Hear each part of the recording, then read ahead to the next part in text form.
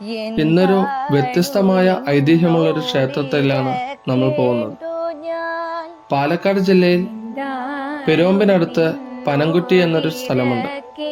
ആ സ്ഥലത്ത് ഒരു മഹാവിഷ്ണു ക്ഷേത്രവുമുണ്ട്.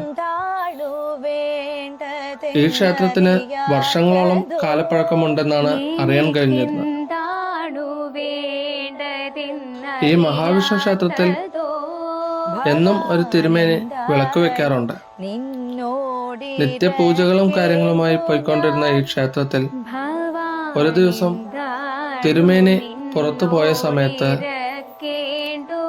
ഒരു നായ അതിനുള്ളിൽ കടക്കുകയും അമ്പലത്തിന്റെ ശ്രീകോവിലിനുള്ളിൽ വെച്ച് പ്രസവിക്കുകയും ചെയ്തു.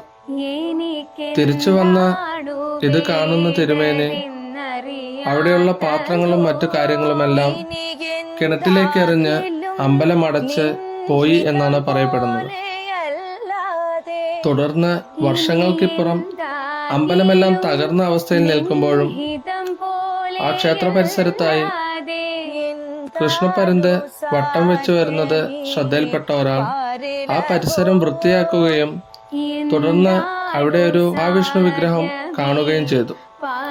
ആ വിഗ്രഹമെടുത്ത് ഒരു ആൽത്തറയിൽ വെച്ച് പൂജിക്കവേ പ്രശ്നം വെപ്പിച്ച് നോക്കിയപ്പോഴാണ് ഈ വിഗ്രഹത്തിന് ഇത്രത്തോളം കാലപ്പഴക്കമുണ്ടെന്നും ഈ വിഗ്രഹം ആ ക്ഷേത്രത്തിൽ വെച്ച് പുനഃപ്രതിഷ്ഠ നടത്തണമെന്നും അറിയാൻ കഴിഞ്ഞത്. പിന്നീട് കുറച്ച് വർഷങ്ങൾക്ക് മുൻപാണ് അമ്പലം പുനഃപ്രതിഷ്ഠ നടത്തുകയും അവിടെ വിഗ്രഹം വെച്ച് പൂജിക്കുകയും ചെയ്തത്.